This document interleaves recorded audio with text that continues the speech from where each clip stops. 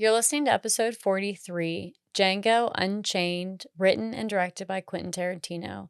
Is it Quentin Tarantino's best film? Let's find out on this episode of Video Villa Podcast.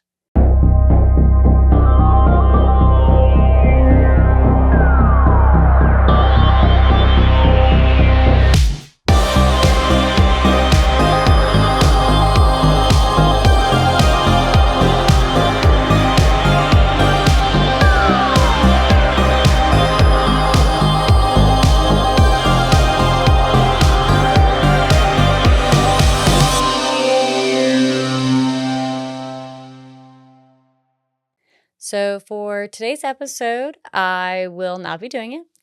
Logan is joined by Joe from Movie Dumpster Podcast. He is one half of Movie Dumpster. He does it with his partner, Sean. So Joe and Logan will take you guys on today's journey through Django Unchained, Quentin Tarantino's film.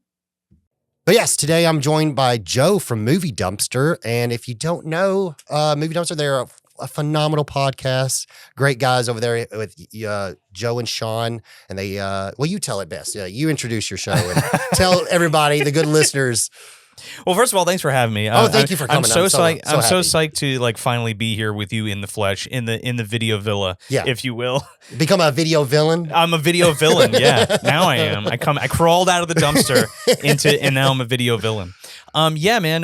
We're moving. I'm Joe. Obviously, you just introduced me to, but from the Movie Dumpster Podcast, and we're a movie review podcast.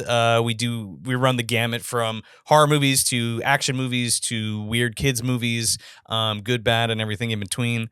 You can find us at wherever you get your podcasts, moviedumpsterpodcast.com too. If you want to check out what we got coming up, because that's where we have like events and stuff. You can find links to us on YouTube. We're on YouTube, wherever you get your podcasts. We got a store on there if you want to check that out, and we got a Patreon if you want to go to patreon.com/moviedumpster, and we do all kinds of fun stuff there too.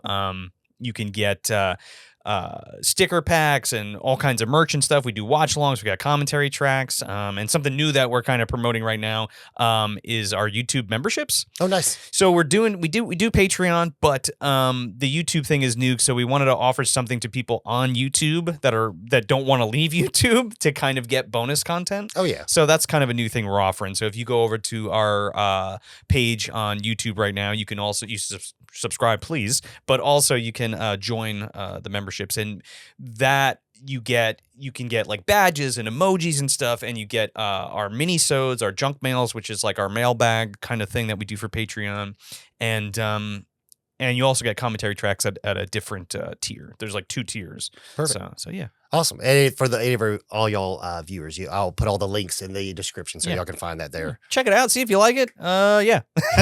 It's a movie review podcast. Yeah. No, it's definitely, I would say, one of a kind. I appreciate it. Cut yourself short. Thank you. Thank you so much. I'll leave that to you guys. You talk about how great it is. So today's episode, we are going to be talking about Django Unchained, which personally, I was telling you that this is my favorite Quentin Tarantino movie. It's damn good. Oh my God. I love a revenge story, and I love love. I love a love story. Yeah. And this really, I think that's why I enjoy it so much, because in its core, it is a love story. Yeah. It's, him trying to find Bromhilda, and reunite their love and stuff like that. I don't know. That shit I love. It's pretty great. And like the way that it blends like the original kind of Django stuff with like a blaxploitation movie. Yeah. Which really works well. And it was cool too, because some know, but the Django, there's like over 30 Django movies. Yeah. And then, there's only 2 that really are canon. Yeah. There's 2 that are canon within the same storyline. Django Strikes Again. And Django Returns. Django Returns, yeah.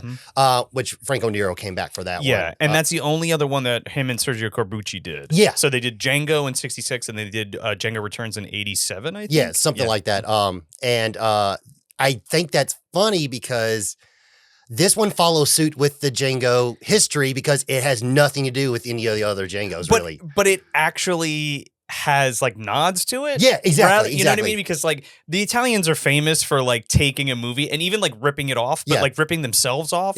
Like I think of like Cruel Jaws or something like that. You know what I mean? Where like Cruel Jaws is like a ripoff of Jaws and The Last Shark. So it's like, it even uses like footage from the other Italian movie, which I think is kind of funny. So that's kind of the deal there with the other Django movies. Yeah, I don't know. Like it's just something like, and that's another thing is I didn't know much. I was watching some interview with like Quentin Tarantino, I think it was his Joe Rogan interview, and that's when he had his little section where he just talks about Django, and I was like, holy shit! That was like, there's a bunch of these, and he's like, and he's sitting there, he goes, and he said something like, none of these have anything to do with the other. Just there's the first one with the original storyline, and then there's a bunch of just knockoffs and ripoffs, or just using the name, just to use it. Exactly. Yeah. There's only one Franco Nero. Yeah.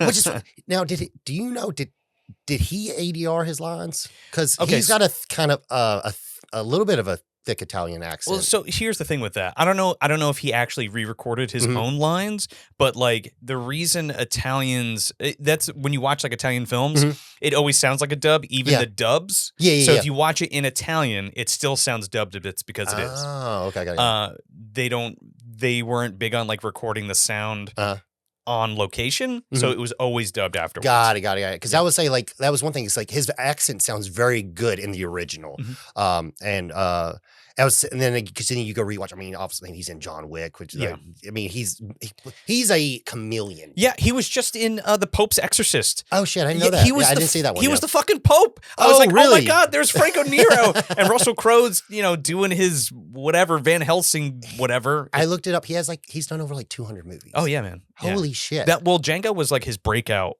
Yeah, role, yeah. So I watched a Giallo. Fifth Chord? The Fifth Chord, yeah. Fifth Chord is so that was pretty good. That was pretty good. Well, he was big in like all the Policia movies and like all the crime dramas. Yeah. Not necessarily giallos, but crime thrillers. Yeah. This one was like, it is a giallo, but it is more investigation and more of a like. Fifth Chord is more giallo style, but something like, I don't know, like What Have They Done to Your Daughters?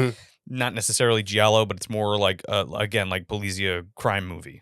Yeah, because I was looking at other movies, action crime. Yeah, I was looking at other movies that he did, and I saw like, oh shit, he did a giallo. Okay, perfect. And he was like, and that's the thing is like, it's like I think it was like 10 years later or whatever, and he's got his nice thick 70s mustache. Oh man, he looks so fucking cool. Man, Fifth Chord is great. It's a good movie, really, really. And that's good. another thing is with this movie, like the Django character, like even from the original to Jamie Foxx. Fucking cool. Jamie Foxx, man, I gotta tell you something, because like when we were growing up, Jamie Foxx was like a living color. Like he was a comedian. No, yeah. He was the silly guy. He was the silly guy. He was like he's that guy that was in class. Yeah. Hey, everybody, look at me. Like I'm the class clown. And I mean, he did Ray, which was great. Yeah. But this added him to my roster of like, okay, now I'm checking movies out that you're in. Not only is he like a drama, but he's like an action star. Oh fuck yeah! You know what I mean? And I know he's been in other shit, but like this one like sealed the deal for me personally. No, this was my movie where I was like not. I mean, I'm not shitting on it, but like for a little bit, I'm like, you just come off being arrogant. You know what I mean? And kinda a little bit, but Brad Pitt was the same way with me for a while, and then. Then you see that one movie. Yeah. And then like, I was talking to Becca about this, like, I was like, you get to a point in watching movies where someone does such a good job at a role. You're like, now I will watch whatever you're in because I'm hooked because of that performance. Sure. 100%. I kind of feel that way about, what's his face? Christian Bale. Oh yeah. At that time, like he was one of those guys for me. Oh yeah. Cause I think like, after him being Batman, he did like what's in that Furnace movie or whatever. Yeah, but like even like far back as American Psycho. Oh yeah, I got that was like, oh shit, I'm gonna go see a Christian Bale movie just because he's in it. I gotta go see Newsies. Dancing around. Oh, well, pipe a gov. What the hell were we just talking about? That's what I want to say. I think sometimes, particularly in the case of Jamie Foxx or even Brad Pitt, like you were saying, I think the modesty is mistaken for what was the word you used? I said arrogance. That's probably wasn't the best word. It might be a little harsh. I think modesty is confused for arrogance because like it seems like they're like kind of clammed up in talking about themselves or what have you. Yeah, I could get that. Yeah. Does that make sense? No. Yeah, I get that because like if from the outside in, you're like, oh, he just like he's doing what he's supposed to be doing because he's an actor. You know what I mean? And he's like, thank you. That's great and blah, blah, blah. Yeah, exactly. He's not making a big deal out of himself. Yeah. But in return, like when you're looking at him, you think that he thinks he's who the fuck. Does that make sense? Oh, and he's like, I don't know if like how long it's been since he's like Baby Driver. He was the best villain in Baby Driver. Yeah. Oh my God. It's great. I wanted to see him die. You know what I mean? Like, it's like, but that's when like that's when these characters are just, I don't know. That's the cool thing with like movies. When I watch a movie, my goal is to step away and just be immersed in the film. Yeah. And this is one of those films where like, I love movies that have you on the edge of your seat, where you're just like, literally, you're just like, just fucking get them. You know what I mean? I love those films. And that's what this movie is. Yeah. The whole movie is like, you're like, come on, Django. Come on, Django. Yeah. Well, I was such a fan of the original. And then I was like, oh, Quentin's doing a new movie and it's Django Unchained. And I'm like, and that was before anything was like really announced. And it was like, holy shit. Like we're going to get a Western from him. I'm like, this is going to be great. And I remember like specifically going, I had just met my wife at the time. And that was like one of the first movies we saw together. And it like blew me away. I mean, it's just so much fun. Yeah, that was the last movie I saw in theaters with my grandmother. Yeah. And I remember I was watching like they came to visit and I was like, well, we gotta watch Django Grand. She was my moviegoer. She was like, oh, she was game for anything. I don't care if it was a raunchy comedy to a horror movie. She loved thrillers. Like love thrillers. That's all she read was thriller novels and stuff like that. And I mean, and that's the thing is also like she was at the time, she was relatively old when we saw it. And I was like, what'd you think about it, Grant? She's like, oh, I thought it was good. She didn't fall asleep. So, I mean, that means it's 2 thumbs up in her book. People are getting blown away at the end. Oh, no. She loved that shit. Oh my God. No. Because some people are like, I can't look at it. My grandmother was like, the more the merrier. Yeah, she doesn't she didn't care about gore, any of that stuff. Like, she loves stuff like that. And I was like, her boyfriend also too, he came with us and he is a little bit more tenderhearted and doesn't really care like for violence. And he thought it was pretty good. Yeah. Because this movie is very violent. Oh, big time. Yeah. But it's kind of a hallmark of Quentin. But another thing is like, I do feel like when it comes to the violence, I mean, K&B did it. And it's like, I think this is something like I tried during when researching this, I was trying to like, is there anything that some of this violence is showing homage to the is so like, over the top? Over the top. Because like we were talking on screen like Kill Bill and Lady Snowblood. That the spray. I'm like, that's like I at that point when I was young, I'd never seen that before. I was like, like, is this something that like he is using a reference? Because the squibs are just ridiculous. It's ludicrous, and I think it just I don't know what it's in reference to specifically, but like it's like a beefed up version. Oh yeah, because like when you watch like the original Django, I mean all the gun sounds are like overdubbed. Yeah. And to make them more like impactful. Yeah. And I feel like that coupled with those ridiculous blood explosions really send it over the top. Oh yeah. And it's like, oh.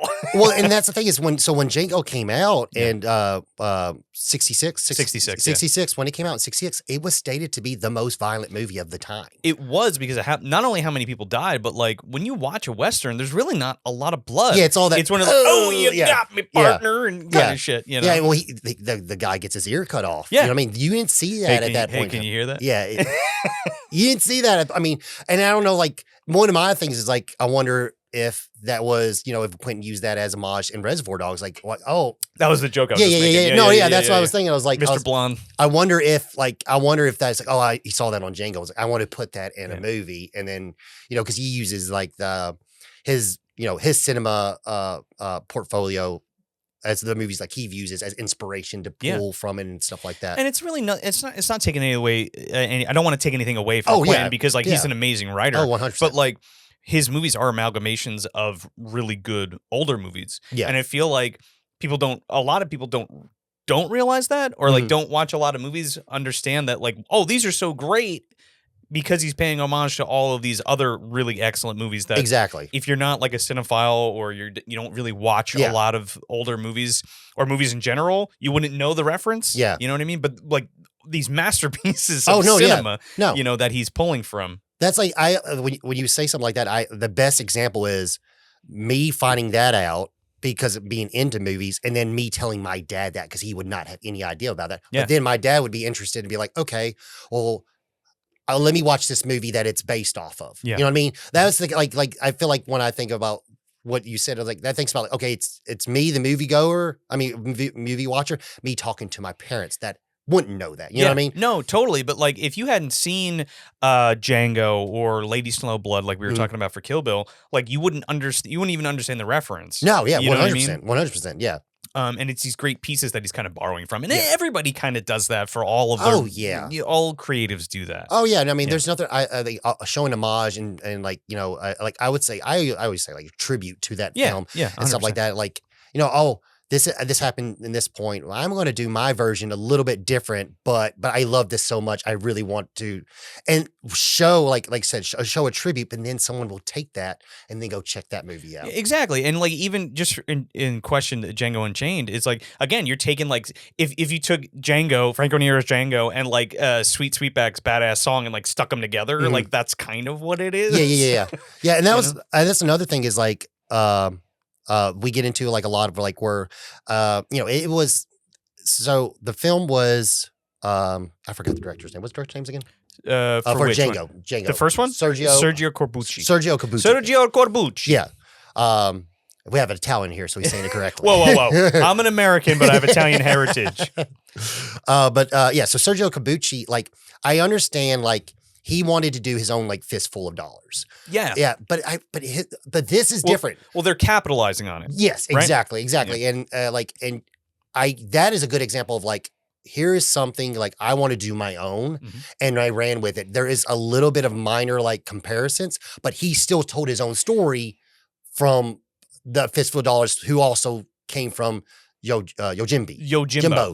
Sorry, and like Yojimbo was the basis for Fistful of Dollars. Exactly. And that is you watch those two, it's the same movie. It's the same movie. Yeah. And even so you get that with Django as well, which is another retelling of Yojimbo. And then if you fast forward to Takashi Miike's movie Sukiyaki, Western Django, which we actually covered on the show. Yes. Which I have a much more of a better appreciation for it now than I did when I first saw it. I need to finish it. I started it. I wanted to finish it before we started recording, but I got like 30 minutes into it. I'm like, this is only another day. So that's also like a kind of a Yojimbo story, but it's more War of the Roses, but they're kind of the same thing where you have these two factions and the drifter in the middle. Yes, exactly. Getting his own, but also playing off of one another. Right. Yeah. And that was the one thing is I will say, like, I really do like, as far as like comparing like Fistful of Dollars to Yojimbo, I prefer Yojimbo. Yeah, well, I mean, it's a masterpiece. Oh, it's great, and not that Fistful of Dollars isn't good. No, but it's just a different kind of movie. And I think is that the fact that they would say Django was so violent. I mean, a person gets their arm severed in that one. Oh yeah, it's not. There are some blood, and it is black and white, so it's not as aggressive. Yeah. But I just like. I don't know. I like the cockiness that the main character has and stuff. And then what really sells me in the point where he has his turning point and he helps out the family. I'm like, okay, this is a good movie. Yeah, that's great. That was the one thing is like same thing goes in a Fistful of Dollars when he gets to the point where he helps the family out. Yeah. I'm like, okay, you're not just evil. You're not a bad guy, but you're not just for your own self. Well, kind of. I mean, he's like righteous, but also selfish at the same time. Yeah, exactly. Yeah. So it's he's like fair. Yeah. And does the right thing, but also wants to kind of make out for himself. Yeah, 100%. Yeah, to get what's owed to him. But that's the reason why you like characters like that. Yeah, no, 100%. And that's why you can keep on telling a story. It's like an anti-hero. Yes, yeah, exactly. And it just to that point, and we're talking about these films, and why haven't you seen this, or you should have seen this, or this is a reference to this, and it's like really when you think about it though, like back in the 60s or the 70s, like.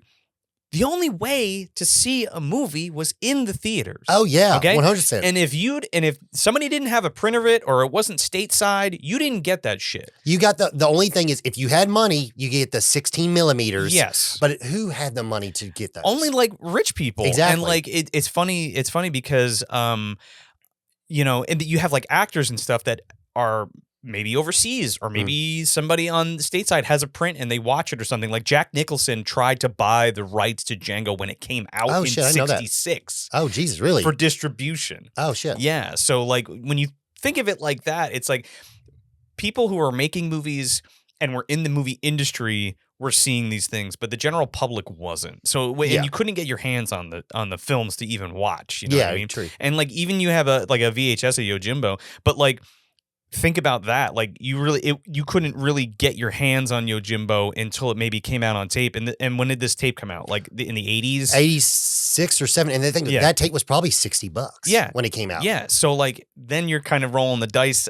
When you walk into the store, are you going to buy 86? So, are you going to buy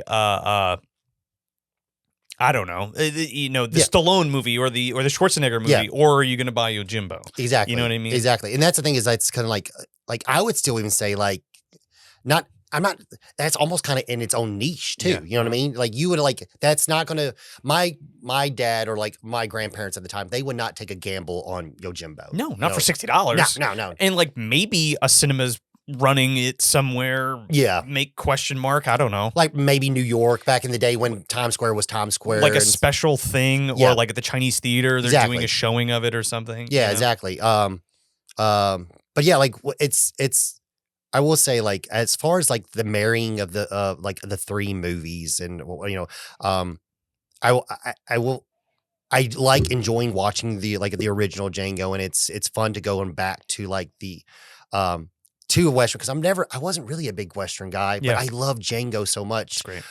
Dude, with the coffin and everything. I mean, it's so fucking good. The Gatling gun, oh my God, it's so good. cool. It's so good, and it's just like the mystery surrounding it. He's just such a badass. And the story too. I like his story. Yeah. Oh, I used to have a lady, but so and so she was killed. Oh my God, yeah. And then like, you never really find out who made the gun. Oh, yeah, and he's like, I got like 6 more of these. And he's just kind of drifting around with a fucking machine gun in the wild, wild west. And that's one thing is too, also, like, I don't know if it's ever really present if like, if in like Django Unchained, when we get to the scene where Don Johnson, which is the best character. Oh, yeah, he's great. When we get to that scene, like, I don't know if the hoods were in reference to the original Django, or if it was supposed to be like the Ku Klux Klan. So, well, it was totally the Ku Klux Klan in reference to Django Unchained, because that's the slaves and all that stuff. Yeah. But like, in the original Django, it's the war is over, the Civil War is over, but yet, what's his face is the major's still killing like Mexicans. Yeah, and that just because, and that was the thing. Sadistic. This one, it's before the Civil War. Yeah, Django Unchained starts before the Civil War. Yeah, so I mean, obviously things are like a little bit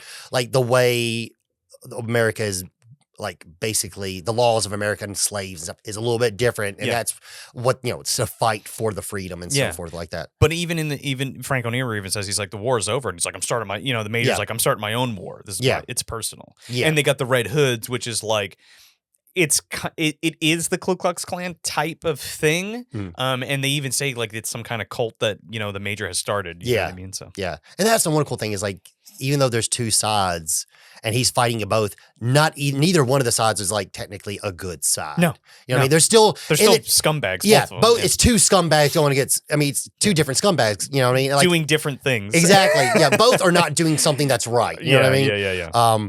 But it's an awesome movie, and I was so tickled pink when I watched it, and I was like, oh no, this is actually good. Oh, it's great. It's great. And just to your point again, just to circle back, it's totally a direct reference. It's got to be. Oh yeah, I was thinking so, but I'm like, I'm connecting the dots, but I'm assuming that, you know what I mean? Yeah. But you know how when you assume, so it's when you actually watch the movies, like we were saying before, like it's blatantly obvious, like what's what for Quentin, Yeah, and then this one was his this is his second in his trilogy of his rewritten historical trilogy movies, because the first one was Inglourious Bastards, which I don't know which is my favorite.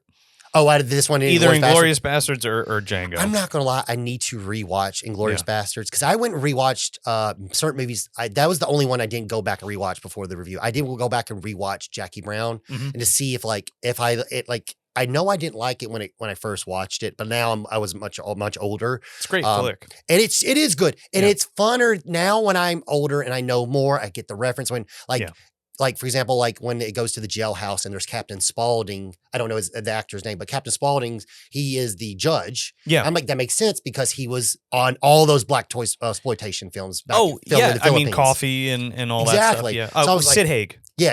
I was like, that's so cool. Like that's awesome that he's in it and so forth. And then,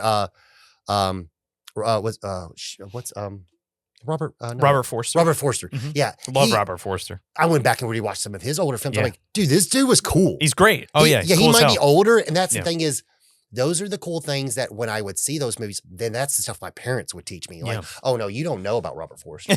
He's like, Logan, Robert Forster, he was handsome. He was had charisma. He was in like these darker movies. Like he wasn't like, he was a little bit different of a movie star. You know what I mean? Oh, absolutely. And to see like, that's cool to have like that character. I like when Quentin does that, pulls those characters out at like, okay, you haven't been doing anything crazy right now. Yeah. You want to do my movie? Because I love your movies growing up. Yeah. And it fits the tone of what he's trying to do. You know? Fuck yeah. Oh yeah, 100%. But yeah, I had one more thing like I found out that before we can start talking about the movie and so forth. One more thing that I found out, like, so, I was watching some of the behind the scenes because I got the Blu-ray here. And apparently some of those plantations were the real plantations that they this stuff went down at. Yeah. And the whip scene, they call that Shack Row. And apparently that was really like, that was a tree that they would put slaves up against and would whip them. And it's crazy because, I mean, just like with Kerry Washington's performance. Oh my God. I mean, I'm going to talk more about it once we get to that scene. Sure. But Jesus Christ, it's rough, dude. The lady, to have so little lines, to have so much of an impact in a film. It's one of these movies where I enjoy it so much. Like every time I watch it, there's certain scenes that still give me goosebumps because I love those scenes so much. Absolutely. But I mean, that's just that I just thought that was wild. I had no idea. Like, I mean, I wouldn't think that like, I don't know. I just didn't want to think like it's crazy to have like those kind of like scenarios where you're doing a historical film and you can go to those places where all this, there's like almost a presence there. You know what I mean? Yeah. And it's funny you say that too, because like in the same breath, I said like Sweetback's badass song. Yeah. Towards the end of the movie. But like a lot of that stuff is very akin to like Goodbye Uncle Tom, like the Jacopetti movies who were responsible for like the Mondo Cane films. Gotcha. Where they were doing recreation. Like Goodbye Uncle Tom is like a recreation of the slavery in America, which is like, it's pretty dark shit if you wanted to watch that. But because I remember so apparently when what got Quentin actually starting to want to do Django, he was writing a book for Sergio say the last Corbucci. He was actually writing a book like a biography or something like that about him, and that's when he got inspiration to do the Django, because I think he was like buying records or something like that. And he was writing the book while he was in like his hotel room during like a press tour, I think for Inglourious Bastards or something like that. And he was in the middle of writing the book. And that's when he got the idea. He was like, oh, I want to tell my own, own story. And it's pretty crazy because like, I don't know, the thought process of how, I always find it interesting how we get the final product in such a great film, but I always like thinking like, how did this flower and bloom into what we got today? Sure, yeah. That stuff's always cool to find out. Yeah, 100%. Yeah. And again, it liking these different sort of, I mean, you could call them exploitation films. Yeah, of course. For sure. But I think like seeing all of them and kind of marrying them together and like, well, what if this meets this? Yeah. You know what I mean? And that seems like what kind of happened. Exactly. You know what I mean? Yeah, because I know there's a couple other more blaxploitation films. Because there's another movie about I didn't write it down, but it was I think it was called just Mandingo. I think Mandingo, yeah. Yeah. Because that was another in like the how that that Afro-American, like he gets his own justice in the film. I couldn't find it to watch. I want to check I think that might be more akin to, like I said, Sweetback's badass song, but that might be more akin to what he kind of put together for this. Got it. Yeah. All right. So now to keep up with tradition, I'm actually going to have Becca read the back of the Blu-ray. So I'll cue that now. I'm back because who else to read the back of a film than me? So I've been nominated to rejoin the episode and then make a departure again. So on the back of the Blu-ray, they give you the summary, written and directed by Quentin Tarantino and featuring an award-winning cast. Jamie Foxx stars as Django, a slave who teams up with bounty hunter Dr. King Schultz to seek out the South's most wanted criminals with the promise of Django's freedom. Honing vital hunting skills, his one goal is to find and rescue the wife he lost to the slave trade long ago. When their search ultimately leads to Calvin Candy, the infamous and brutal proprietor of Candyland, they arouse the suspicion of Stephen, Candy's trusted house slave. Now their moves are marked and they must stay one step ahead of his tremendous organization. Becca! Becca! Sorry, that was a little Django. Oh, by the way, we didn't even talk about the theme song. Oh my God. It's like one of the best ones ever made. Oh my God, it's phenomenal. That's chills. Yeah. Chills. When that comes on the screen, it's just like, shit. Django. Even in the original. Django. Yeah. Oh Django. Oh my God. It sounds. I went back to listen to the singer's catalog, and I was like, oh, he's an Italian guy. He sings a bunch of like Italian songs. Yeah. Well, they had the Italian version, and then there was like, I forget who does it for the English version. Yeah, Rocky. Rocky something. It was something Rocky. Whatever. Yeah. The American guy. Yeah. Whoever re-sang it. Yeah.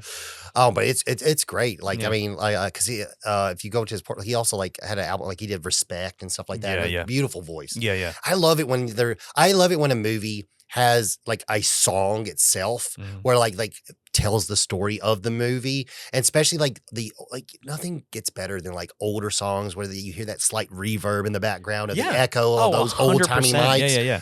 Oh my God, there's nothing like that's one of my favorite. That's one of my favorite parts in Night of the Creeps, is when the tears the tears don't fall or something like that. Where I think it's the Platters or something like that when they're at the dance scene and it plays the teardrops in your eye. I don't remember that. Oh, it's beautiful because it cuts to the I know the one in the beginning. Yeah, that's what I'm talking about. The one. Isn't it like put your head on my shoulder? Yeah. That's or is that? I think is that it? I can't remember. I can't remember. It's a 50s song and it fits. But like once again, people who know, good job, you knew better. Yeah. Better than us. I can't remember everything all the time. Shit, yeah. I always say my mind is like, in order for me to remember something new, I got to delete something. Yeah. Well, sometimes I get shit because they're like, oh, actually, it's this, and it's like, all right, dude. Like, I can't remember everything all the time. Oh my God, I'm not a computer. Hey kid, I'm a computer. The art channel is pork chop sandwiches. Yeah. Stop all the downloading. Give him the stick. Don't give him the stick. Oh. G.I. Joe for the youngins. Oh my God. Oh, those are the best. But yeah, like it's. I don't even know what I was talking about. Sorry. No, we were talking about music and movies and not remembering everything all the time. Yeah, no, this channel, like the thing is, have you ever like going back and rewatching yourself? You're like, I could have swore I said 52. Why did I say 56? I don't. Even like we'll record something and then like right after I'm like, I fucked that up. And I'm like, I'm not going to go back and fix it because it was in the middle of like, 900. You do a dub, an 56. hour. Yeah, I've done that before. Or I'll just cut it out. I just chop it if it's wrong. Yeah. Oh, yeah. I don't know. Like, sometimes, like, and that's the thing is like sometimes like some of the conversations that me and Becca will have, I'm like, no, I said this. She's like, no, Logan, you said that. I'm like, after editing, I'm like, well, it's clear. I don't know what I'm saying sometimes. I don't know, man. We're talking about movies. We're having a good time. Oh, yeah. Whatever. Yeah. But all right, so the movie kicks off and we get the awesome score that here's the notes. Rocky Roberts. Yeah, Rocky Roberts. There you go. I'm glad that he didn't change it, and it's just the song, and it's just so good. It totally works, and all that haunting, like feeling and that you get from it is still there. Yeah, you just see him travel, and then like like now it's just that transition from like the desert, and now they're in the forest. Yeah. Oh my God, love it, man. Love it so much. It's like it's heart wrenching, But so we get the introduction and we see our Django character. Basically, he's a part. He's a slave, and they're moving from one location to another location. And we get introduced to Dr. Schultz. Yes, Christoph Waltz. Oh my God, this guy, he's fucking incredible, man. I'm not gonna lie, I like him in this movie more than Inglourious Basterds. I know, but like he was one of the best parts of Inglourious Basterds, and I'm so glad Quentin was like, you know what? We're gonna make a main character. Yeah, take a gamble on this. Somebody to really root for. Oh fuck yeah! You know what I mean? So that's fun. Oh my God, because there's that scene I think it was the bar scene in Inglourious Basterds where he can tell or I don't know if it's the It was, bar. right, it was right in the beginning. Okay, when he's drinking the milk. the people's house or whatever. When they're in France. Yeah. He could tell that, you don't have the right accent. Yeah. Oh, it's just evil. Yeah. Evil. And it's so fun not to see him not to be an evil person. Oh, you mean when he's like Dominic the Coco? That scene? Yeah. Gorlami. Oh my God. That was the thing is like, I think that the reason why I like him in this movie, because I always do like the good guy. You know what I mean? And he's such a bad guy. Well, he's a great Good bad. He's good a great bad guy. He's a great bad guy, but he's also a great good guy. Yeah. So, like, and you really do like, I like this guy. Yeah. Like, that's one thing. This is the movie. These characters are phenomenal. Yeah. Like I brought up Don Johnson earlier as Big Daddy. Yeah. Oh my God. Oh, he's so good. So I love Don Johnson. Yeah, he's like, great. Oh my God. Like he plays the character that he's playing in this movie. Besides the racist part, he played the exact same like cowboy like character in a movie called like Cold in July. Yeah, I think it's called. Isn't that with what's his face? Dexter. Dexter? Yeah. But he's playing like the same like Michael C. Hall, showy guy. I don't know. It's great, and he wears a cowboy hat in it and stuff like that. Oh, that's so cool. Oh my God, that was one of the movies I saw. I was like, this guy's got it. Like this guy, like I never watched Miami Vice growing up, but this guy, I was like, this guy's fucking cool. Yeah, for sure. Even a good singer too. Yeah. Heartbeat. There it goes. Oh my, great song. All right. But yeah, so we basically Dr. Schultz walks upon the slave tradesman, and basically he is looking for a slave that came from a certain plantation because he believes that this slave might know certain bounties that he's looking for. Right. And because it's like the brothers or something like that. Yeah, the Brittle Brothers. Yeah, the Brittle Brothers. So he's looking for the Brittle Brothers, and basically based off of the slave that had been sold, this is where it's led him, and that sold slave being Django. Yeah. And this movie comes right up. Like this movie's so like intenseful, but so freaking funny at the exact same time. Like that funny violence. Mm-hmm. It's I don't know, like that was like this perfect kind of cocktail, and I think that Quentin's known for like big time violent movies. But was it funny? Yes, it was hilarious. Well, also just the good dialogue is what it is. The exchange is what it's all about, and then the payoff, of course. Oh yeah, 100%. So basically, he would like to purchase Django because after him questioning the slaves, he knows that one of these slaves knows who the Brittle Brothers are and can point them out. Yeah. But obviously the slave traders aren't have anything to do with that. Yeah. And they basically were like, you ain't buying my slave or whatever. And once one of them pulls the gun out on him, he's basically like, okay, are you pulling your gun out and threat intent? Because because then he was like, I must defend myself or whatever. And that's when we get the comedy where he just ends up killing the one guy on the horse, and the other one falls on the other one. What did you think about this thing? Like, what did you? It's great. It's what a way to open the film, and then you're still not kind of sure like where we're going with it. Oh, 100%. You know, so and just Christoph Waltz is just I just love his presence in the movie, and you like get the encapsulation of his character here. Oh yeah, where he's just like almost kind of like he's a very nice man, but he's also like he's a fucking crack shot. I mean, the guy is deadly. Oh fuck, you know. So yeah, and that's the thing. He's like, I love the part where like later after like obviously there is no more threat, so he's he's searching for his wallet or something like that, and he hands the gun off to the slave. Yeah. And he's just holding it like this. Hold this for me. Yeah. It's so funny. But yeah, so our Django and our secondary character finally meet up, and basically he's buying Django to find out who the Brittle Brothers is, and Django's like apprehensive, and he basically grants him. He's like, "I will make you a free man if you help me out." Oh yeah, 100%. So like he takes Django, and they head into town, and at this point, like we basically get the backstory of behind Dr. Schultz. Mm-hmm. They enter in a bar, basically apparently black people were not allowed in bars, not even allowed on horses back then. And everyone's just like dropping their jaw.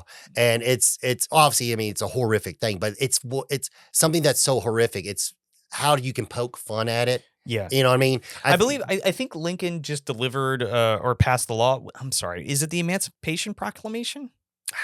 I'm not a history buff. I don't remember. Anyway, he freed the slaves. Yeah. Lincoln, that just happened. Yeah. And the southern states we're not complying. We're not complying, and kind of they have to be policed basically to like Exactly. And so then basically he sets them down at the bar, and it's funny because we get the barkeeper's like, no black people are allowed in the bar. What are you doing? And basically he freaks out, so he's gonna run off, and I'm gonna get the sheriff on you. He's like, make sure you get the sheriff, not the marshal. Yeah. Get the sheriff. Make sure. And then he pours himself the beer and like wax the foam off with the thing. And it's really good because the banter between, like, I like how also we see Django's character evolve too, because he is a slave and he really doesn't know a crazy. That was the one big obstacle that I think Jamie Foxx said he had to get over, was like, he's a cool dude. Jamie Foxx is cool. You can't be cool. You're a slave. And that was the big thing. Like Quentin was like, I thought this was going to be a problem. I need you to go out there and be a slave. He's not cool. Yeah. But it was easy for him later in the film, but this part was hard. But we got to get to that point where he can do some shit later.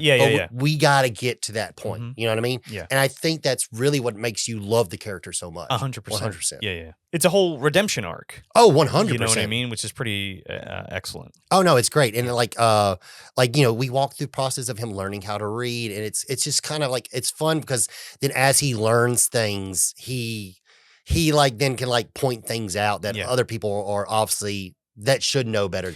Don't know better. Yeah, but even the white guys that are stupid. Yeah, comparatively, you know what I mean? Yeah, they're still uneducated as well. Yeah, and it was funny because this actually, there's a comic book we were talking off screen. I was telling you about there's a comic book version of this, which is based off the original screenplay, because there are certain scenes in the film they didn't get around to shooting because Zoe Bell had a whole story arc in the movie. Oh no shit! Yeah, and that's the reason why she's there.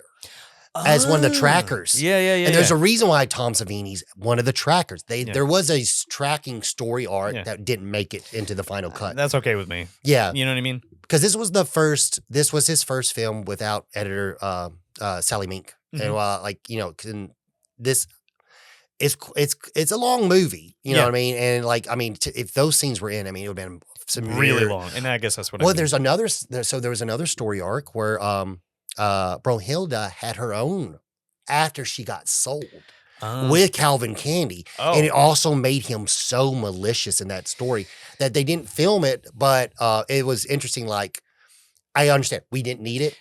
We get the gist. Yeah. We know that he's a piece of shit. Oh my God. Yeah. And you could kind of use your imagination to kind of figure out read in between the lines. Because it was interesting because basically she had been sold as a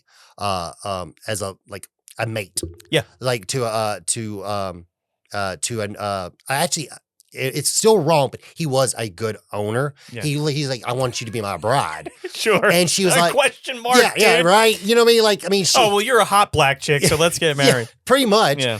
But then it explained what the Cleopatra Club actually was. Right. And that was a place, and that's a place where you can show off your prettiest slave. Wow. And we kind of get the gist.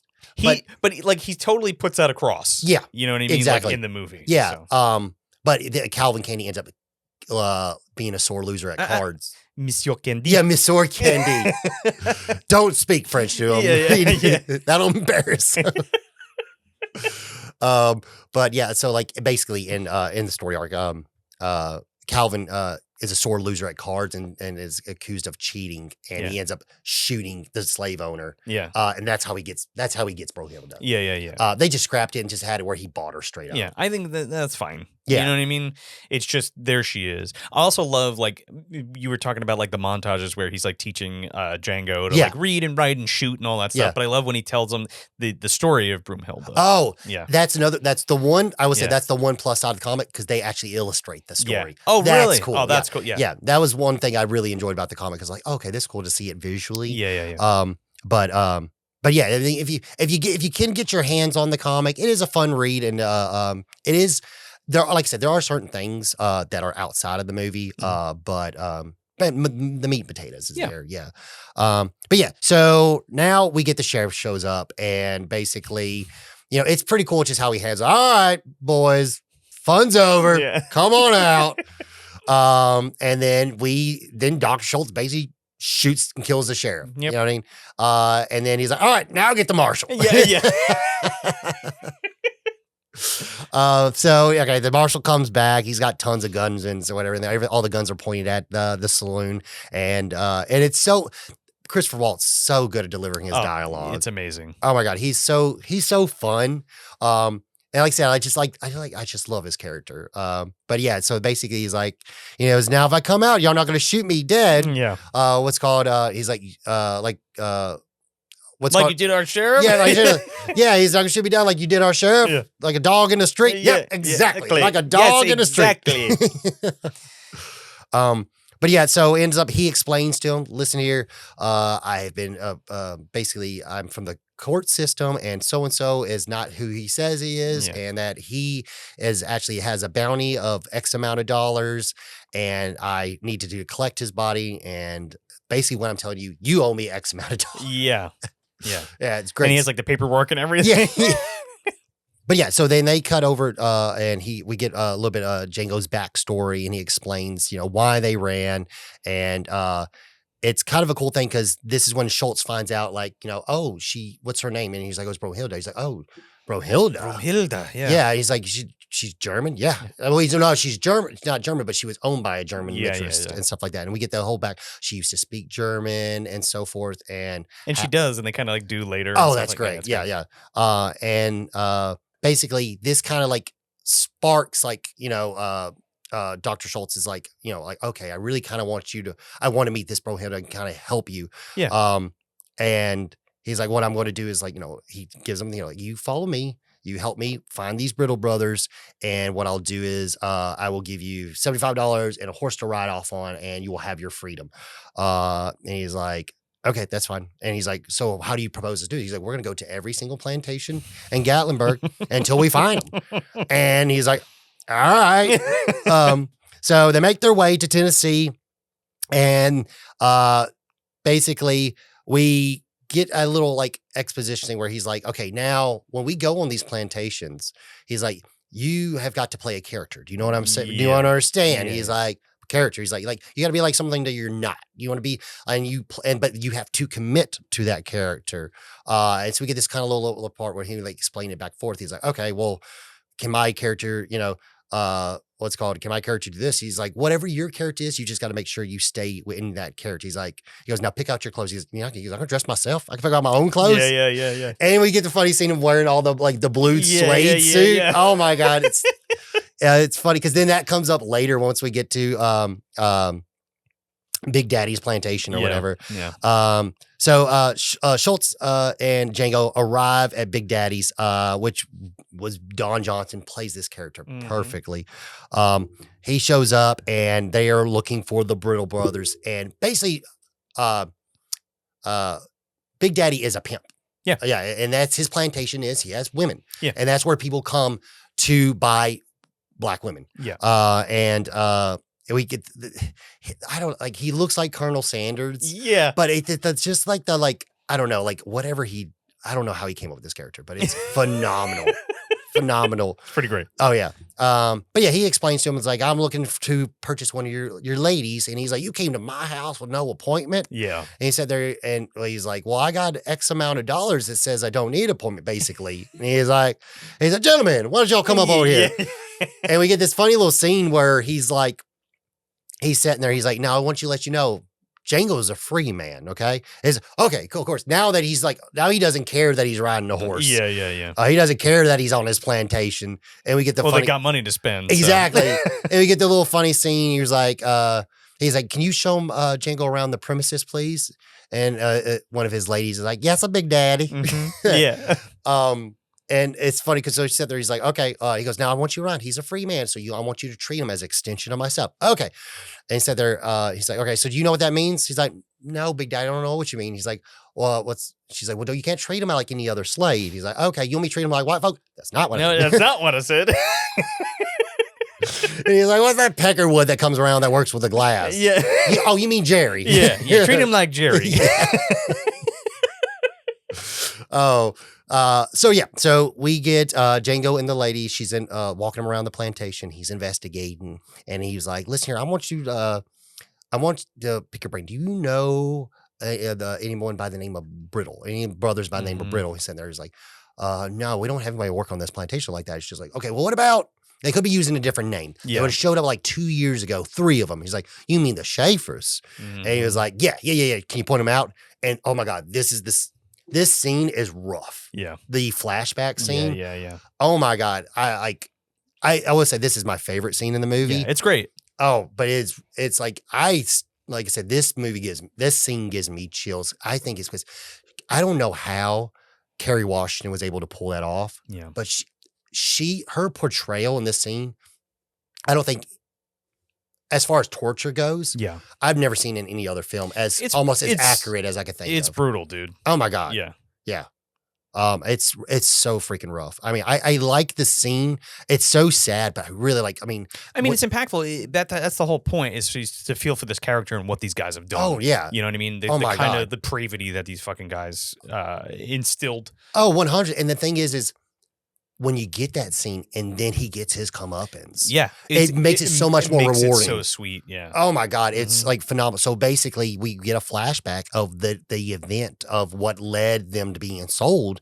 And you get the scene where just Django's like begging, like, please don't do this. Like, you should be whipping me. Please. Yeah. And you get the scene where he's like, I'm on my knees, I'm begging. And he's like, I like the way you beg, boy. Yeah. Like, oh, awful. Yeah. And then, he walks up and he's just like, I think it was John Brittle. He's like, John Brittle, whatever. And he turns around and that look, that ghost look, like you saw a ghost on his face. Yeah. And then he's got the little gun like Schultz has, and he shoots him and he just falls down dead. And he's just, I like the way you die, boy. Yeah.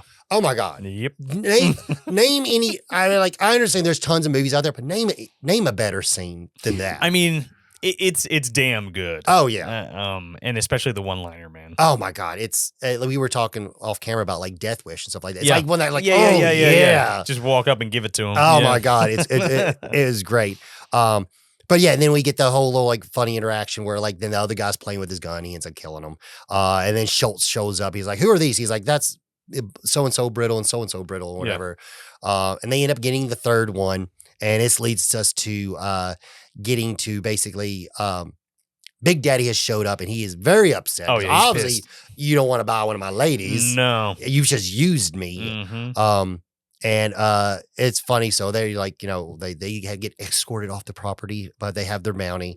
And then this cuts to another great scene where we get the hooded scene. Yeah. You want to talk about this one?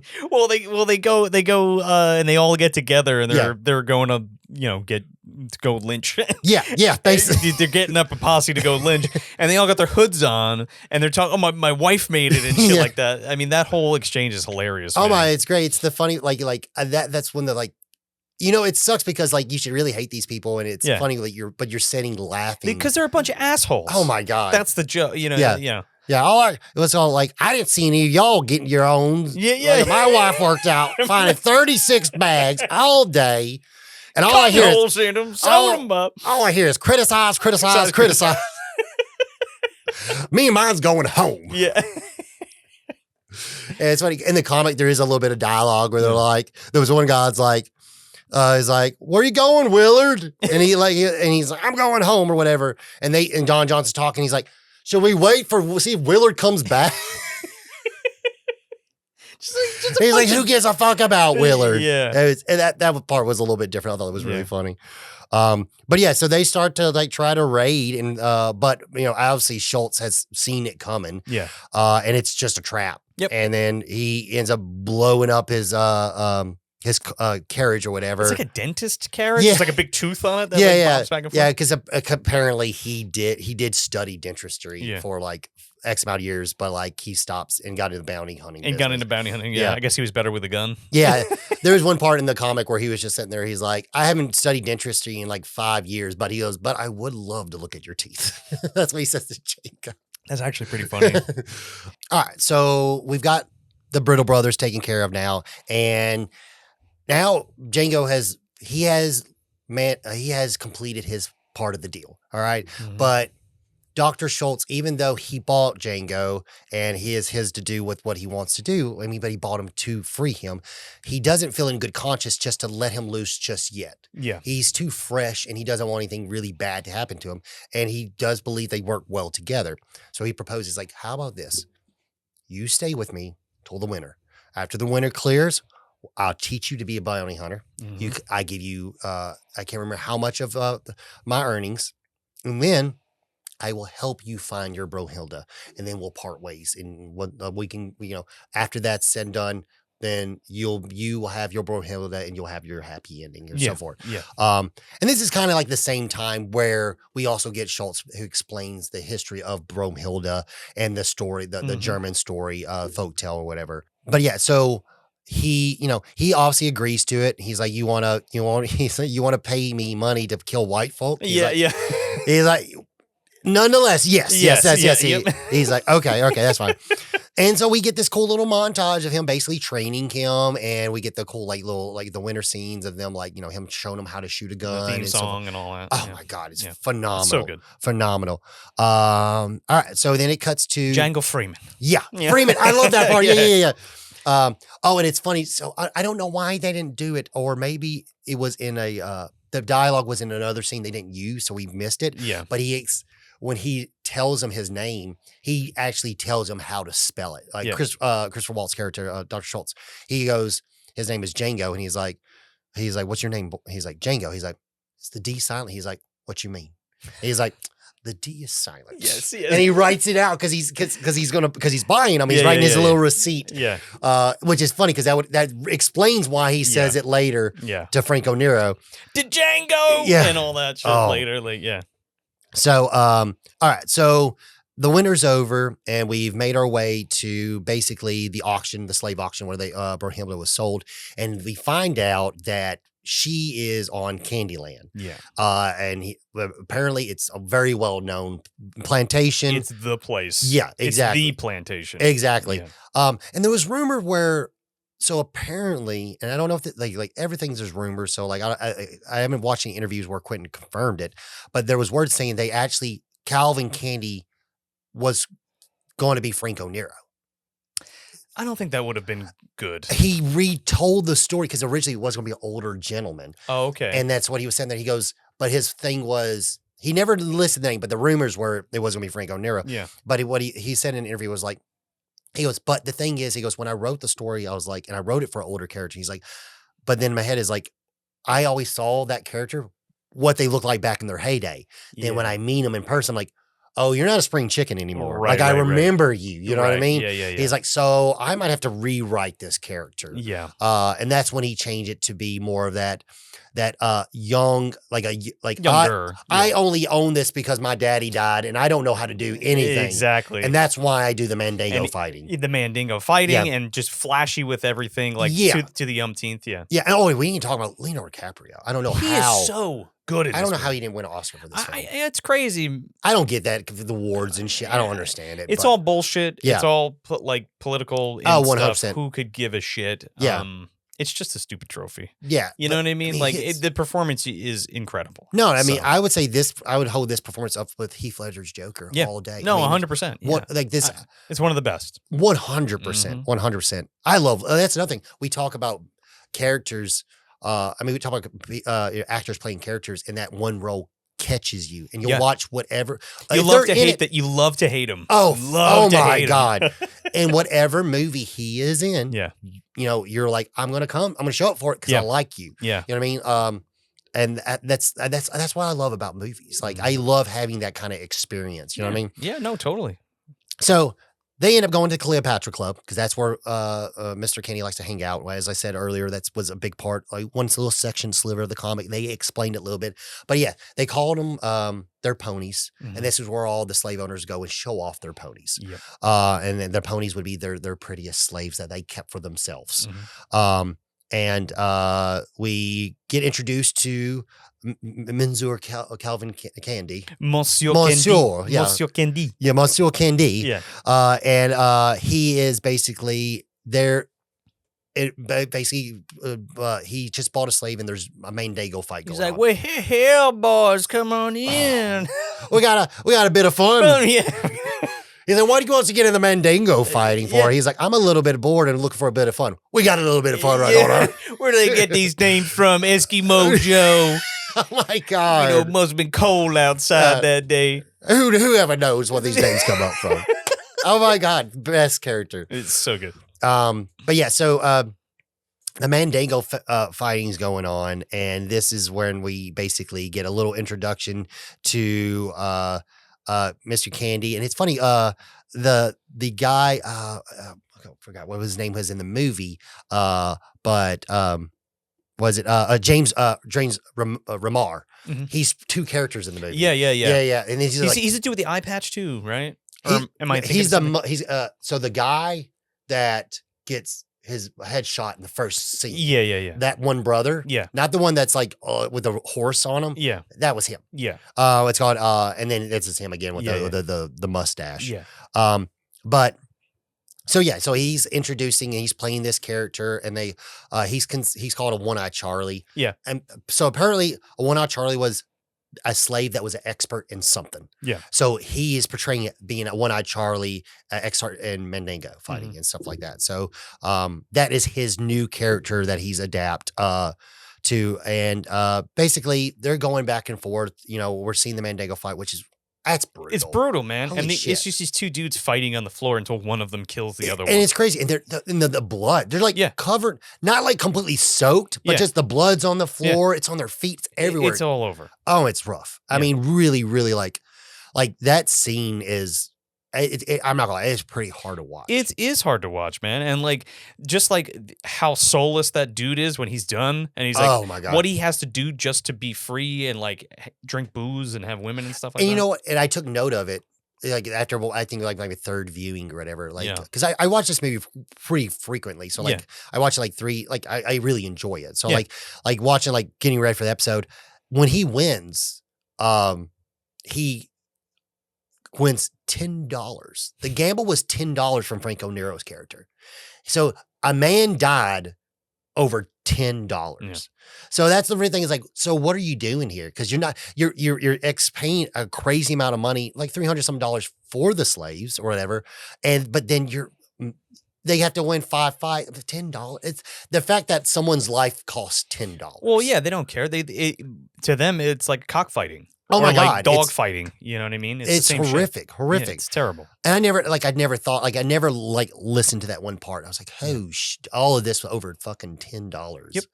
Oh my God. And that was another thing is, so some of the scene, it made more sense now watching it when you see Coco and all the other ones, they're kind of ignoring Django because he's a One-Eyed Charlie. Yeah. And it's the lowest. He's the lowest. Mm-hmm. And that's when he sets down the bar, the one lady, I don't know if it was Cleopatra or I can't remember what the one lady, because there's two ladies in there. She gets him, walks away from him. Yeah. Because she doesn't even want to sit next to him. Nope. And that's such he's playing it really well. You know what I mean? It's such a hard thing to watch. You know what I mean? Yeah, it's rough, dude. It is, really is. Yeah. Which once again, the fact that this movie is so rough is why it is so good at the end, when you get what you want and people get what they deserve. Well, you have to show the ugliness of everything. Yeah. And then when it finally culminates, it's just such a win. Yeah. At the end. And it's not glorifying the ugliness. No. It's no. We can't ignore that this If you're watching this movie and you're like, they're glorifying slavery, you're a fucking idiot. Yeah. And that's 100%. 100%. It's you don't get it. And don't watch movies. You don't understand. And that was his big part when Quentin was making the movie. He's like, I'm not gonna push the brakes on this. Yeah. Also the whole thing about using the N-word, and it's yeah, it's a period piece. 100%. Of course they're going to use the N-word. It's during the slavery 100%. times. And that was his big thing. You didn't think this happened? No, we're not going to. I'm not here. Sugarcoating it. Yeah, he's like, I'm not here to make. I'm not here to make a movie with I guess a history movie with a capital H, where it's super historical. But I'm not going to act like this stuff didn't happen in my history movie. Yeah, right. Exactly. You know what I mean? Yeah. I mean, clearly it's fantasy, but this period of events is true. 100%. And this shit happened. Yeah. I really, to be honest, yes, I know it's an action film and it's stuff like that, but I don't know any other movie that has has gotten it as I think a nail on the head as this movie. Yeah. You know what I mean? I know 100%. I mean, this movie is entertaining, like I said, and it's not just a historical movie. Yeah. But the final product, I mean, I haven't at least seen a movie. Again, if you want to ruin your night, go watch Goodbye, Uncle Tom. Blue Underground just put it out. I totally bought it because it's the first time it was like uncut in the U.S. Oh shit! The Okay. Italian version, yeah. Yeah. Again, it's from if you're into the Mondo films, it's the Mondo version of slavery in the United States. Got it. At that I gotta check it out. at that time. I gotta add to Yeah. my list. Mm-hmm. Siri, add this now. Yeah. Just to be forewarned, all right? I'm not be like, yo, it's great. I started playing. It's a film for sure. Yeah, gotcha. Yeah. But yeah, so then the Mandingo fight's over, and basically they win. Mr. Candy's attention over by making a ridiculous offer, which we get a kind of little we get Eleanor explaining before we get to this scene that how are we going to get her? You know what I mean? Like, well, we're going to have to. We can't just ask to buy her. No, because that's like one of his prized women. Yeah, or exactly. slaves rather. Exactly. He's like, no, we're not going to just sell her. I'm not going to give you the attention because he is. They got to work him. Yeah, exactly. Like he likes that.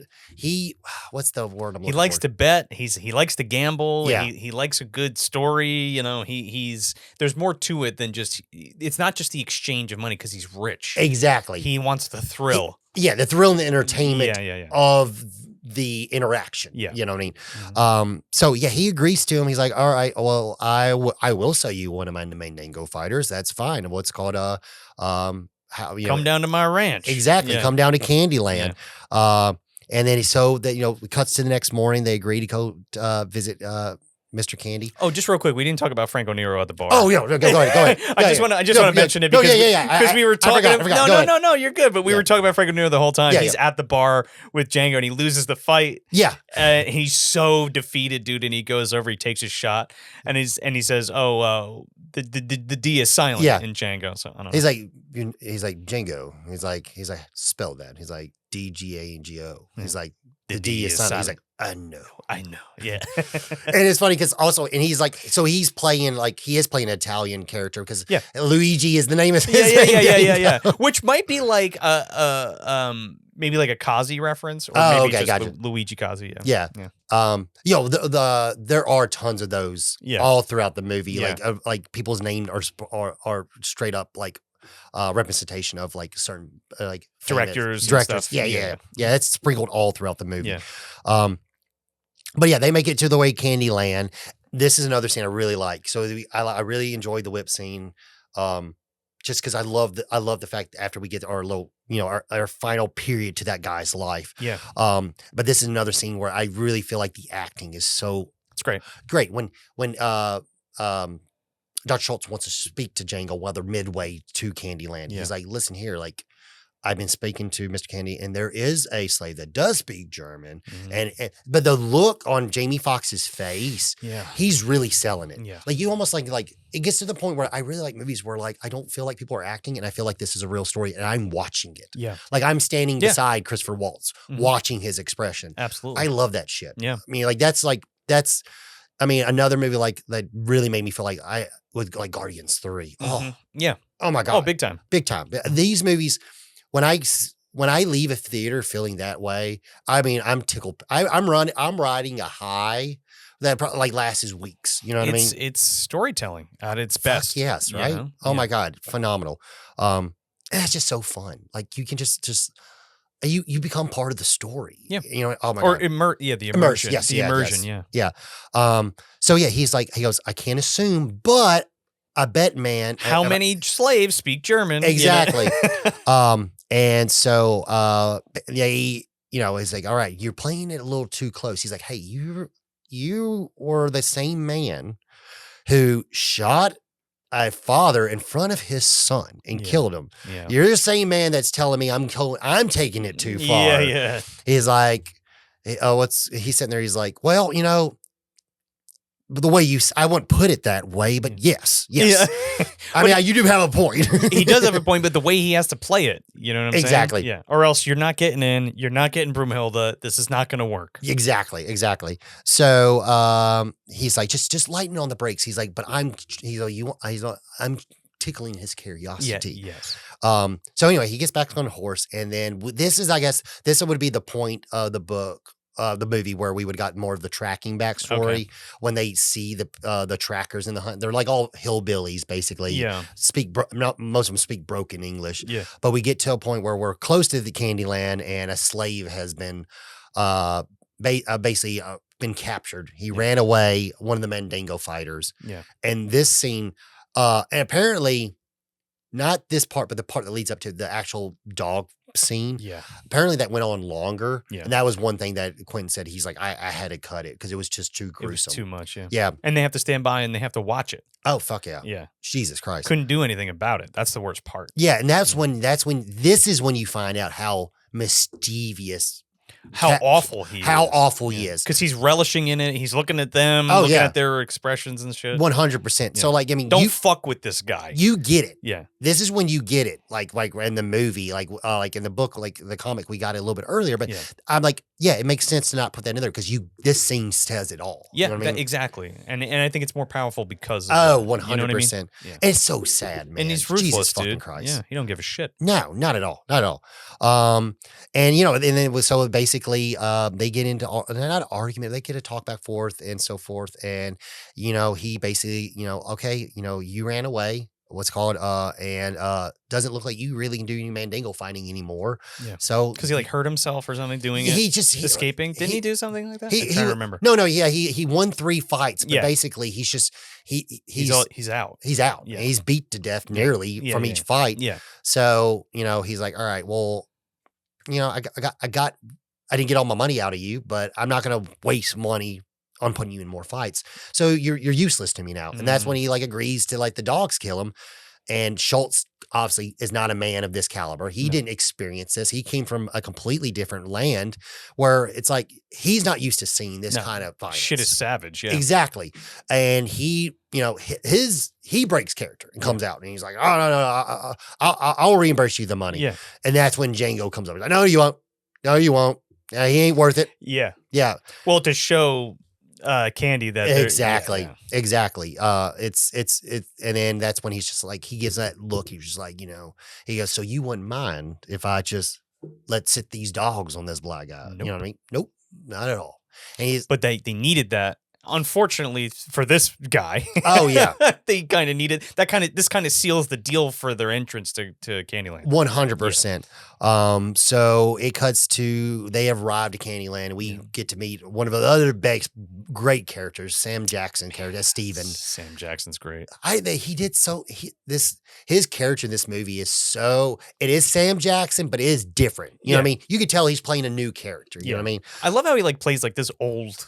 Butler guy. Well, old slave guy. Exactly. And I love how the part where like at the end of the movie, you find out all that limp is just bullshit. Yeah. He's just playing a character. Yep. Just, I guess, to keep on because that's, I guess, what Mr. Candy wants. Yeah. And he just like, and that scene before he dies at the end where he just like starts walking normal without the cane. Yeah. He didn't need it. I'm like, oh, you mischievous son of a bitch.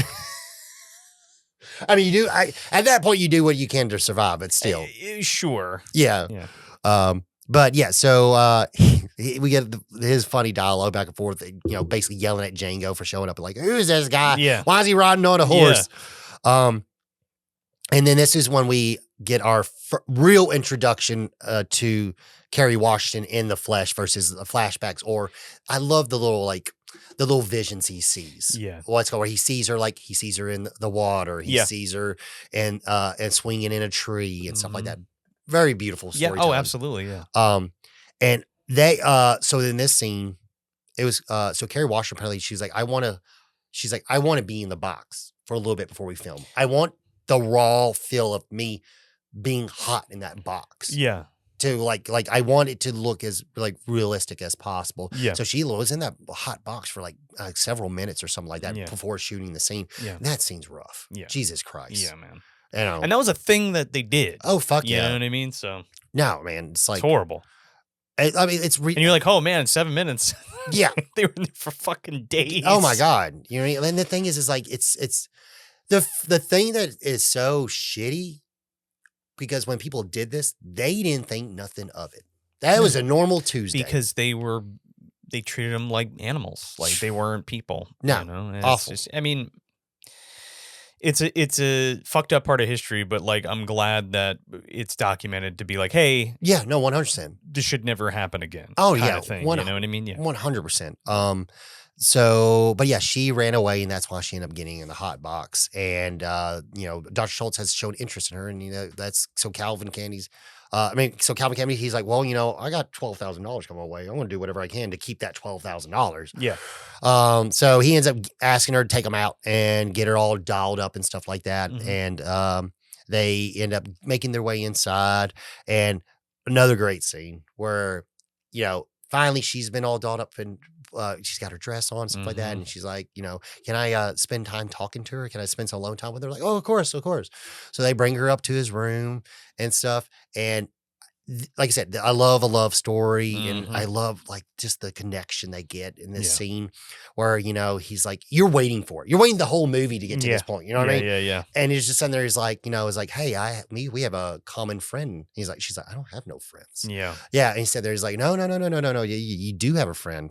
And basically he's setting her up. He's like, I want you to meet my friend. And then we've came far distance to find you. Yes. And soon as he opens that door, she looks at him and faints, Yeah. pours water out. And he's like, you silver sung devil, you. She's like, what are you doing, little troublemaker? I was like, oh my God, I fucking love that scene. It's great, man. Oh my God. It's so like, it's just like so tickling. And like, like, and then you're on the, I mean, it's so sweet and so lovely, but then you're like on the edge the whole time. Oh yeah. Because you're like, they can't let them know that they know each other. Like, okay, now I'm nervous. Yeah. Let's get to the finish line because I can't handle this ride right now. You know what I mean? The whole dinner scene, dude. Jesus. Holy shit. Now they're at dinner, and this is where Mr. Schultz is going to propose to Mr. Candy who he wants to purchase. Yeah. What Mandingo is he willing to sell for that amount of money? And this is where our plan's going all right, and things start to get a little shitty, and we get a little turbulence here while being observing and not trusting them to start with. Steven starts looking around. He's like, wait a second. Why are you eyeballing? Why is Django looking at her? Yeah. Why is she looking at Django? Yeah.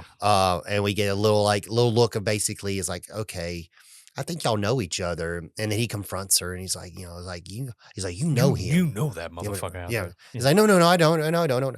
He's like, you want to lie to me, would you? No, I won't lie to you. Yeah, you know better than lie to me. And he walks away, and then a little bit more goes on, and then they end up going back, and he comes back, and he's like, hold on a second. He's like, sitting there, he's like, I know you know her. Know him. I know you know him. He's like, why are you so trembling? Why are you scared? He's like, you scared me. He's like, why do I scare you? He's like, because you're scary. And it's true. Yeah. Oh I mean, if you had Sam Jackson grabbing you and grilling you. Oh my God. Yeah. And the funny thing is, another thing that we haven't really talked about, but when Candy's talking, he's so stupid. Yeah. The things that he thinks as literature and as science, it's just bullshit. It's just bullshit because he thinks he's he's better than he is. Exactly. He it's because it's funny part where like he deems himself as like this intelligent man and knowing a bunch of shit. But it's so funny when Christopher Waltz says something like, pan-ass. He's like, and it seems like, what's that mean? He's like, it means pan-ass. You explain. He's like, a showmanship. Yeah. That seems hilarious. But like, because it cuts funny over to where after like they come to agreement on whatever they would call the slave or whatever. He's like, Mr. Schultz, that is some pan-ass. Yeah. Sepanache. But yeah, so Steven calls Candy in. He's like, listen here, I want to talk to you. And he's like, no, we're eating. What are you talking about? I want to talk to you. He's like, no. It's very important. There's something's going on in the back.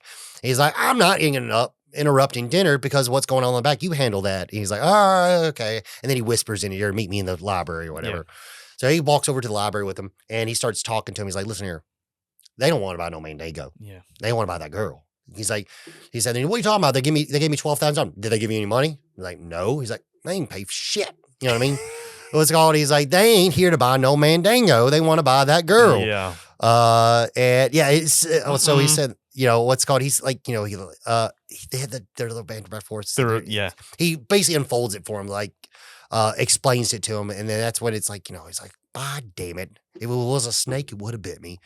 And then this is when so then it cuts over. And he's like, all right, I want to show him a lesson. You know what I mean? And then he does the whole skull thing. Oh my God, dude, that scene. With the indentations in the skull. And once again, that bullshit Scientology. You fucking. It's pseudoscience. But yeah, exactly. Like, what are you fucking talking about? Yeah. What evidence do you have of this bullshit? And then, but back then, that's what those people believed. Yeah. They were just, they heard shit from somebody and they ran with it as fucking facts. He won't do shit because of these little indentations on the brain. No. Or the skull, rather. Yeah, exactly.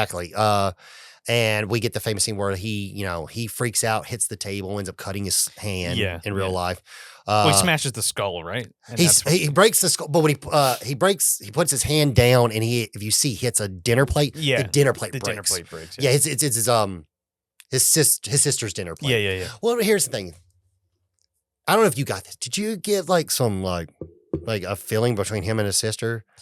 I mean, probably like incest. I mean, it's not beyond them. Yeah, I was like, is that implied? Because he's being very lovey-dovey with his sister. Yeah, I think it's 100%. Yeah, that's why I thought about. Like, I don't know if I'm looking into something, but I'm like, I think that's what I'm getting. That's an observation that totally makes sense. Yeah, especially not spelling it out. But yeah, but it's there. But yeah, so like he ends up breaking it down and whatever, and he pulls out. Oh God, he pulls out Brohilda, showing all her scars on her back and so forth, and. Well, I think that was a little bit earlier. Seeing if it's like, touching any nerves. Yeah. And then, so basically he comes around. He's like, I know y'all don't want to hear about no Mandingo, but I know you said you would pay $12,000 for the right slave. Mm-hmm. What's called. Then I take it that if you want her, the cost is $12,000, or she's my property. I'm going to bash her freaking brains in with this hammer. Yeah. And so we get the scene where basically, Austin, Mr. Schultz is going to like buy her because that's what they came there for. You know what I mean? So he ends up giving her the money, and it's the chilliness of how he just switches it and goes back to like, all right, now we're going to go in the dining room or whatever. We're going to have some white cake. And that's a lot of money. Oh yeah. That is back a shit ton holy of shit. $12,000. Shit. Oh my God. It's like $1 million.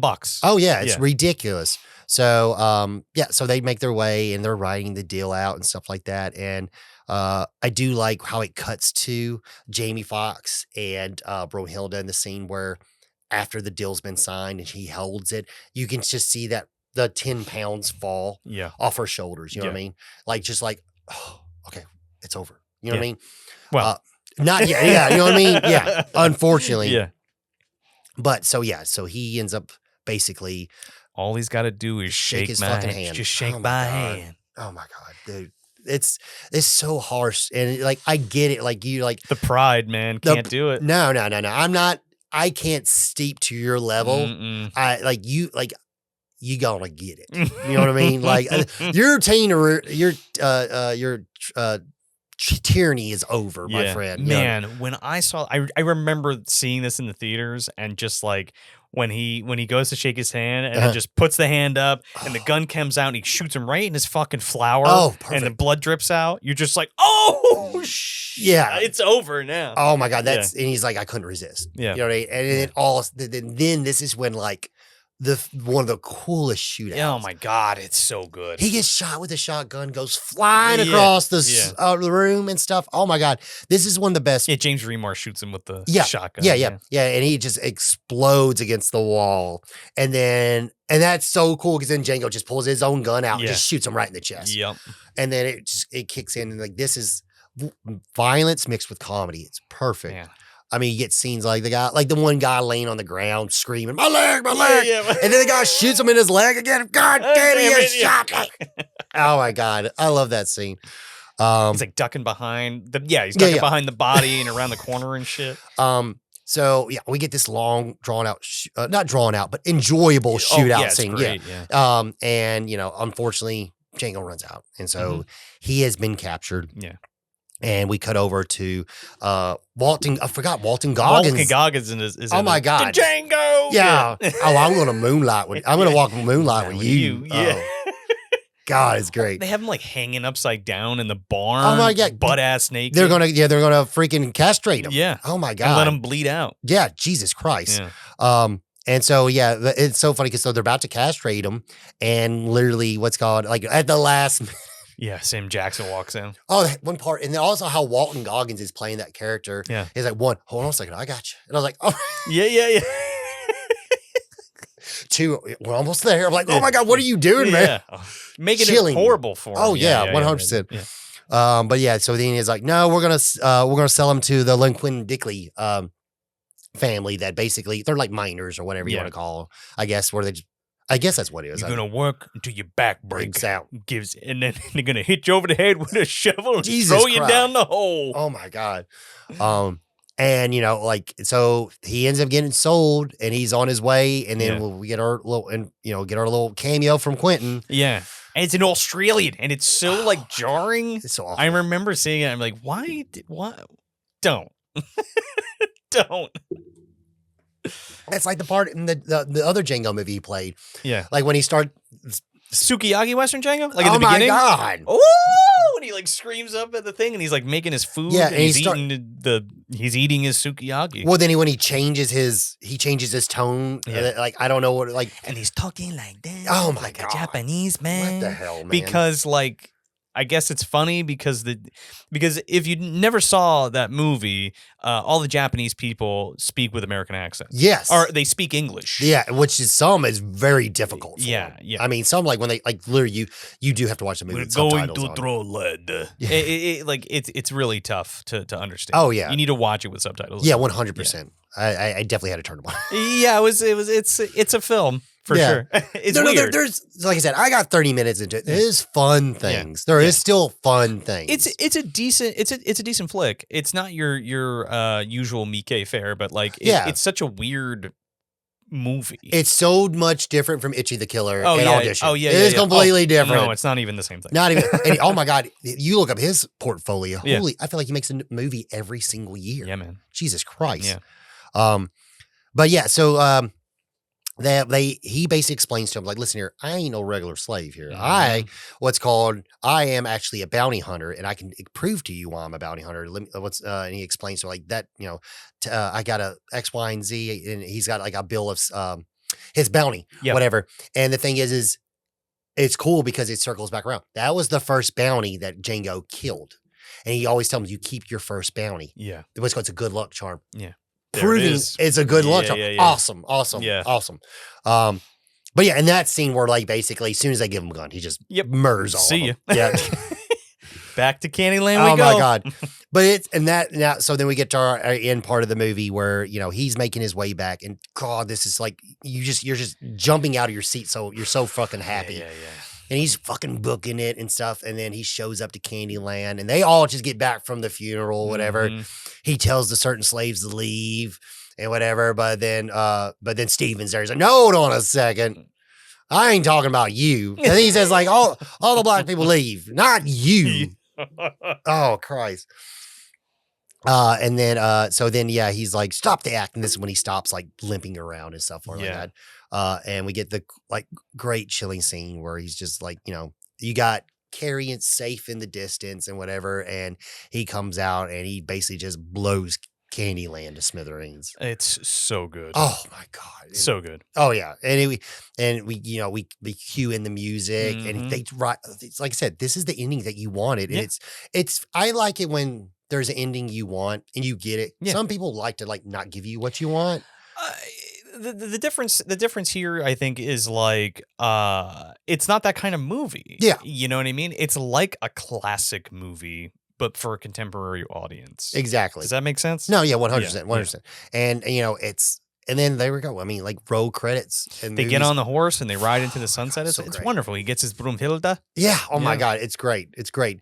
But yeah, when I was telling you, like, I do need like for some people that don't know, but like I was telling you off camera, but like there's a sequel to it. Oh my God, I gotta check it out. You were telling me this last night. I was like, oh my God, you gotta tell you gotta tell him about it. So like there's a sequel to a direct sequel to Django from Quentin Tarantino, but it's a comic book and it's Django and Zorro. And it looks, I will say, I looked at the artwork. It looks fucking awesome. Could you imagine like Jamie Foxx and Antonio Banderas like in a movie?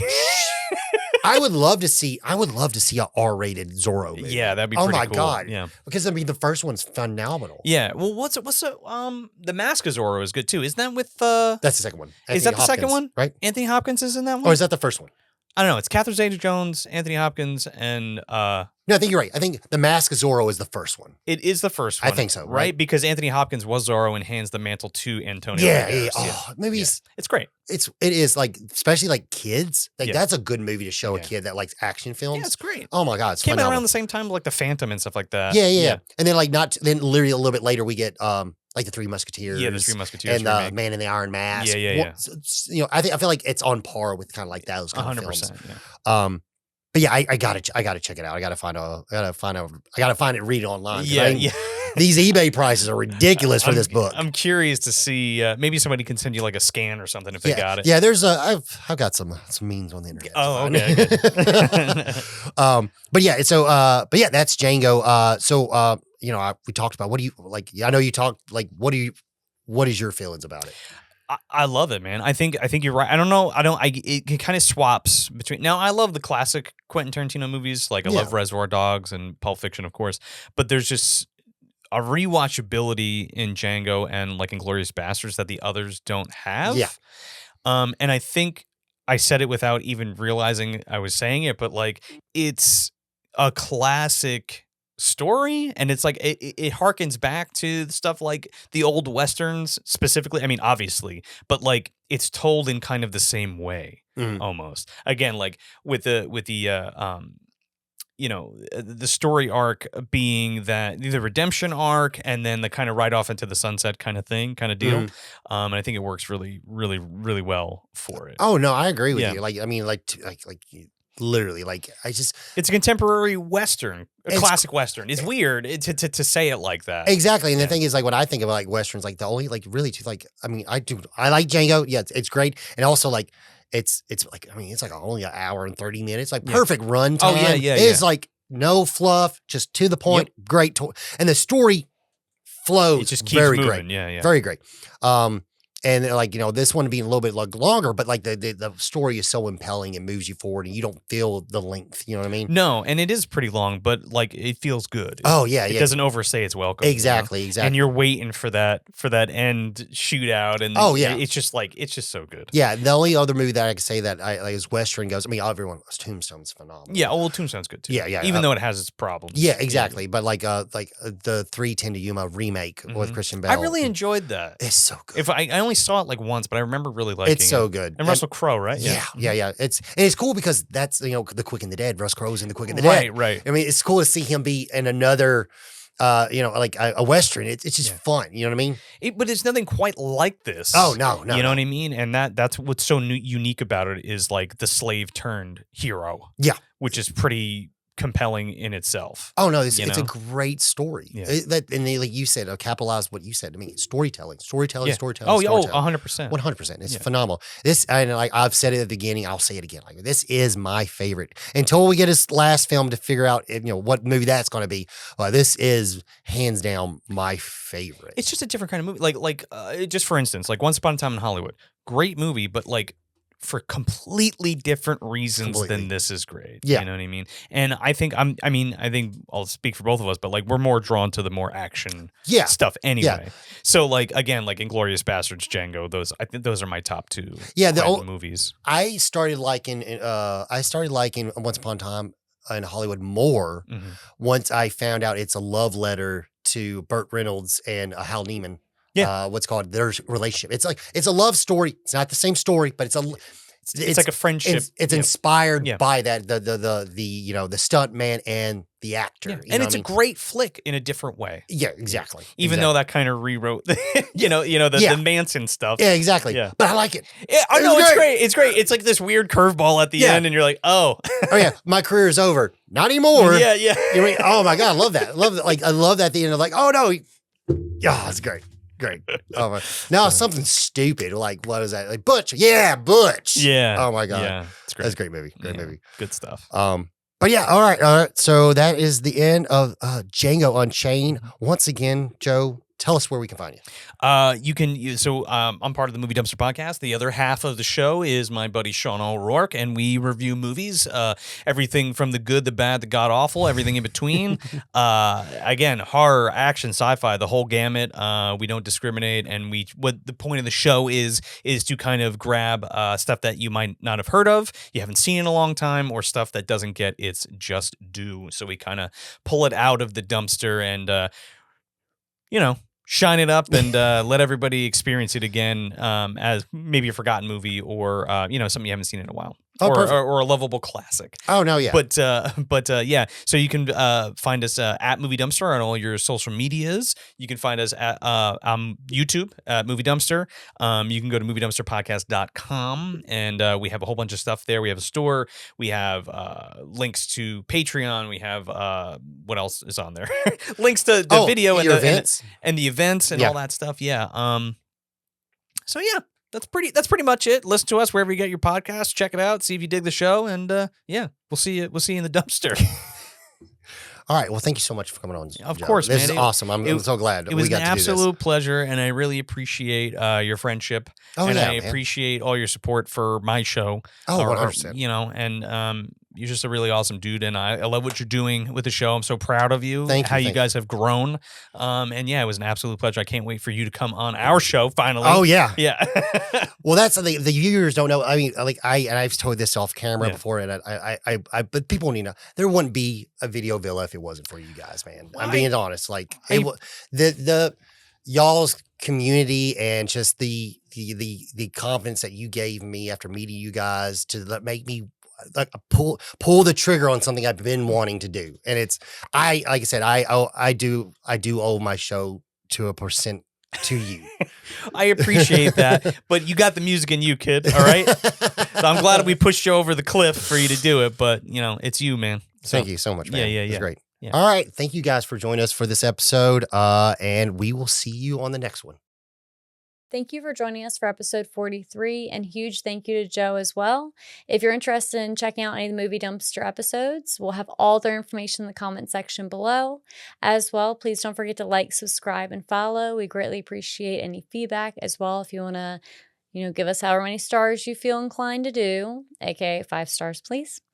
And as always, you can find any of our information at videovillaentertainment.com. We'll see you next time. Bye.